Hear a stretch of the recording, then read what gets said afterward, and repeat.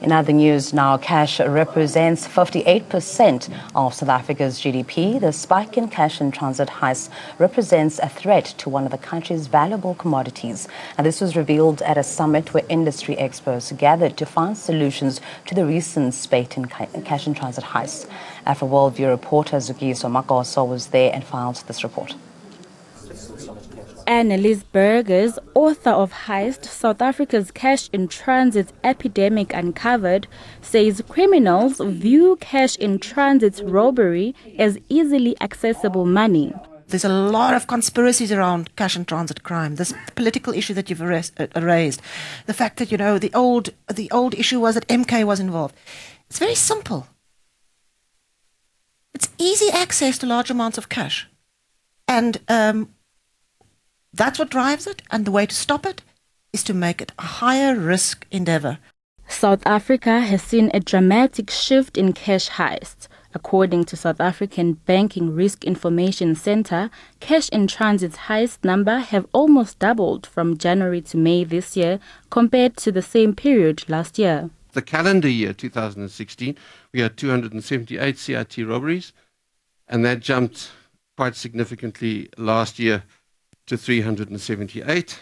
And then from January until the 20th of May, we have a figure of 135. And as you all know, that number now is north of 140. Yusuf Abramji attributes the criminal operations on intel provided by the people who work within the industry. In Nedbank Cloudstop the other day, you saw two guys dressed in SBV uniforms walked in, emptied the safes, made off with the cash. Subsequent to that, 6 bank officials were arrested. So inside involvement is always there. Communities have a very important role to play, but we have a role to play to educate these communities. Some members of the community indirectly participate in cash in transit crimes.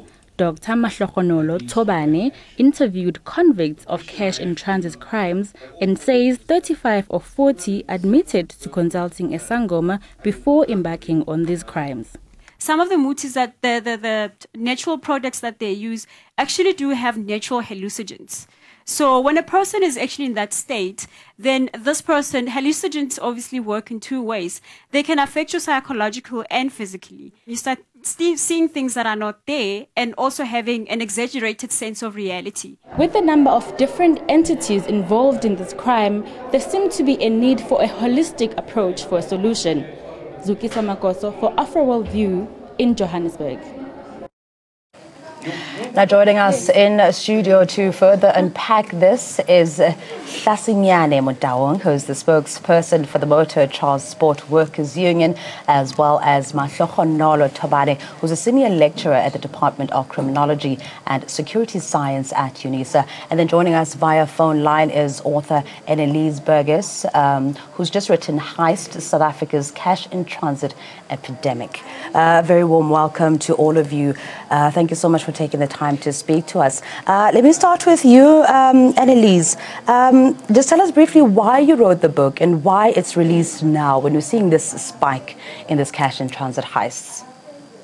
It's a very uncanny experience for me because when I started writing the book, it was a problem, but it wasn't immense problem that we are now facing. So for me, it's an extraordinary experience to have spent a year trying to write the story of cash in transit crime and now actually be seeing this conversation that we are having. The conversation that we had today at this roundtable discussion made me so happy because at least we are now starting to engage with the real issues and we are starting to try and find solutions for it. I have to admit, when I started writing the book, I was aware of the fact that this crime epidemic was starting to brew, but I had no sense of how bad it would become. Yeah, so this is what by pure chance, basically. All right. So now the figures I have before me say that we've seen 130 heists just since the beginning of the year. And now these are carried out with the precision of professionals, which has led to many believing that police and the military are involved in this. Let's start with you, Mahlokonolo. What do you think? Okay. Are they? Yeah, so basically, Annalise interviewed me for her book. So I actually feature a lot in this book. So I conducted research on cash in transit robberies. The title of my dissertation, master's dissertation, is A Criminal Career of Armed Robberies with specific reference to cash in transit robberies. So you will see in the book that she actually uses quite a lot of my work.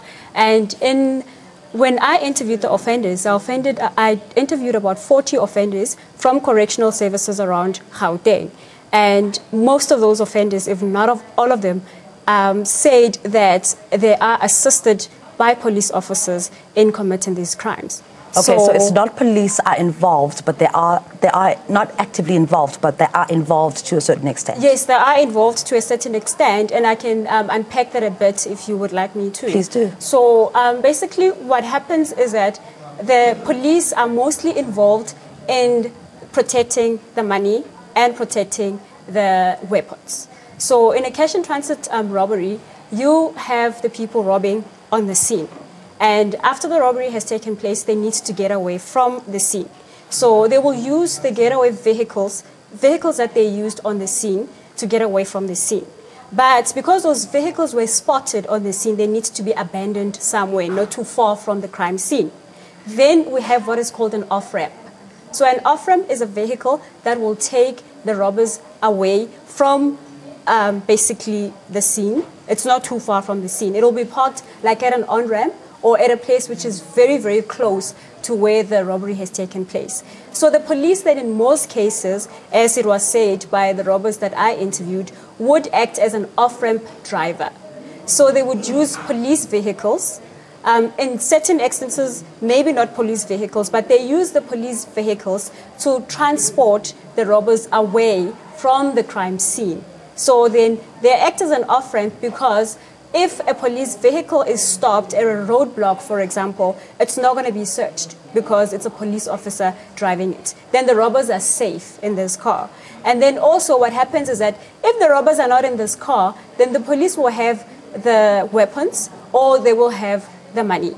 So then in this way, if the robbers are arrested or if they are caught, then they won't find any evidence on them because there is no money and there is no weapons. The weapons are in the police vehicle or they are with the police officer.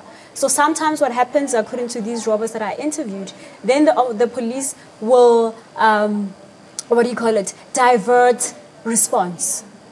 So if they know that the robbery is going to be taking place at this place, and then they divert and response from that place so that they can commit the robbery and get away without any reaction, basically. But then so that's how police officers are usually involved. And then the other part of involvement where police officers are concerned is where the obvious one, where getting rid of evidence, and basically protecting the robbers. So what is being done about this? If it is known and is out there, what is being done about it? Have we seen any of these police officers being prosecuted? In my study, out of the 40, I was only able to interview one police officer who was actually prosecuted.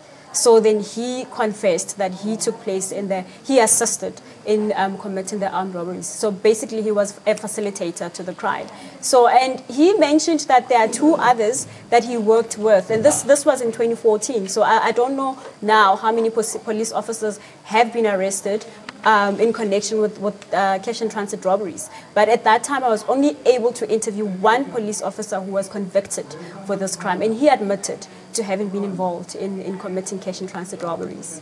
Now, what does this speak on the risk assessment of cash transport companies in order to prevent insider collusion? Because I'm sure that it's not just the police. There's been talk of how they always know where the car is going to be. Would you like to just add on to that? Thank you very much, Amanda. I'm sitting here and I'm also shaking because now what I'm hearing, it's like I'm not even in South Africa. Because I worked for these companies. I was working for SBV for a period of 5 years before I started working for a trade union, a motor transport workers union. So, when things maybe bypass you, you won't see them. In my 5 years working at that company, I've never experienced such. And even to include the issue of these robberies the way they are these days. There were robberies at that time, but this one now are too much.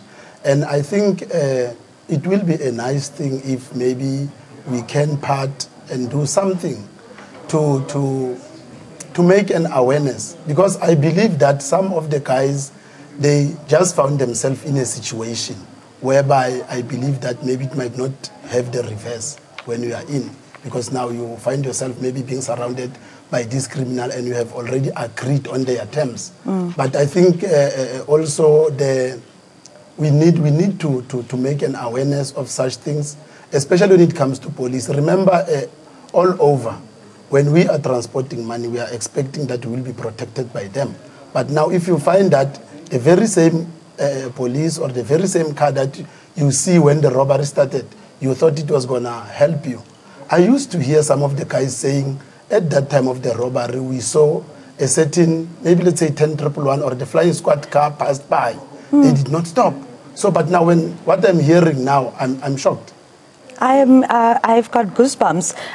Now, Ms. Burgess, let me bring you in here. We recently saw arrests in the past 2 weeks, and the police minister, Bekitele, also alluded to this, that they have arrested about 24, if I'm not mistaken, with more arrests imminent. But the question I want to ask is, where is the criminal intelligence of our country battling in curbing the spike that we're seeing in this cash heists? So the point that I make in the book is that the spike in cash and transit heists, which has been brewing for 3 years and has now manifested itself in this incredible spike that we see now, is essentially a failure of crime intelligence. If we want to counter this kind of organized, professional, extremely specialized crime, we need the information to know who the people are and to be able to act proactively to identify these people and to arrest them. I think what we've seen over the past few weeks is a very heartening development, the arrest of people involved in these heists. We saw that Boksburg case that made the headlines. We saw very swift arrests there. We saw a big robbery that happened in Polokwane this week, arrests 2 days later. The issue, though, for me is arrest is one thing, and it's amazing that we are seeing the arrest. It's certainly a move in the right direction. But we are going to have to make sure that the people we arrest, we can also prosecute. And that is where the issue of evidence comes in. You can arrest people who are at the scene or that you suspect of having been involved, but if you are going to want to make a dent in this crime, you're going to have to be able to prosecute these people, and we're going to need the expertise in the law enforcement sector to be able to take the evidence and prosecute people and put them away. And that's exactly what's going to be my next question on the justice system, the criminal justice system, basically using these prosecutions as a deterrent. And I guess we're not seeing that happening. Okay, now another deterrent. Wasn't there, there was a die that was used to make this bank notes unusable if they should be involved in a cash heist. What happened to those? Can I answer on that one? The die you're talking about, there is this box the guys are carrying when they leave the vehicle going into the client, and when they leave from the client now having money. That box is called a CPC, and that CPC means a cross pavement carrier. So that box does have a die, and I think is the one that led to this company to relax more. Because now they know that that box, when the criminals, when you go into the cash office, there is a place where you're going to put it in before you open it. And then when you have put money in, you close it.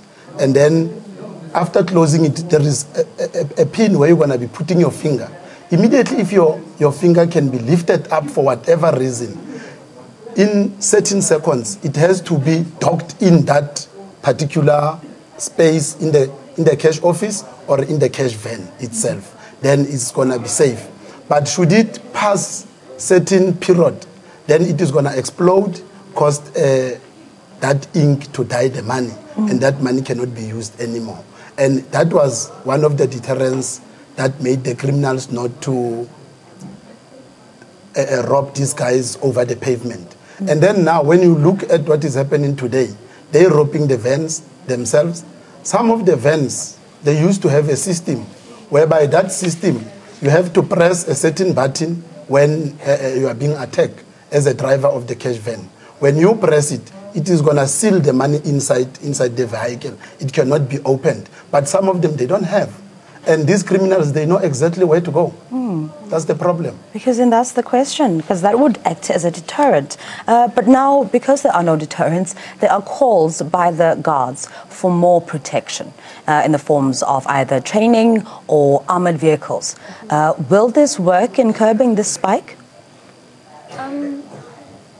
I feel that the cash and transit company can do so much where the, the increasing of the security is concerned, especially where the cars are involved. You can do so much. So during the day when we were discussing this, Kevin Twain from Sabric also mentioned that, you know what, anything is explosible.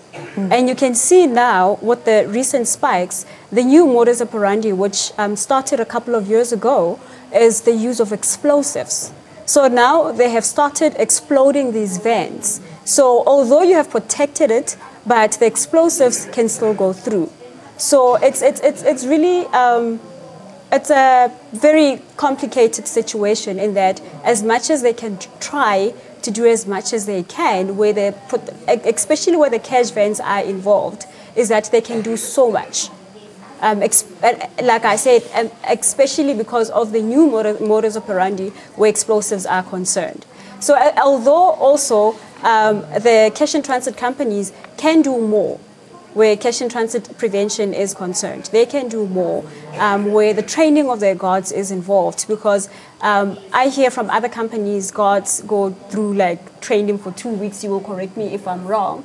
But basically, if you're going to work in that kind of an environment, I believe that you need intense training, because these you have mentioned in your introduction that the way in which these robberies are committed, they are so precise, you know, they are professional, they are planned, and these guys use high caliber weapons. So if you're a guard and you're just using just a normal gun and they are coming with an AK-47, obviously they are going to defeat you.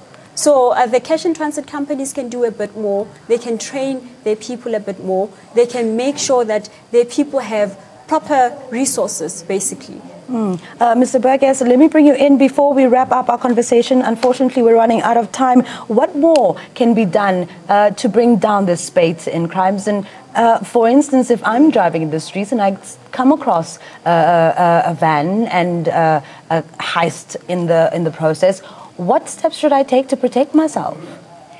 It's an interesting question. You know, when I started writing this book, I became so aware of this phenomenon.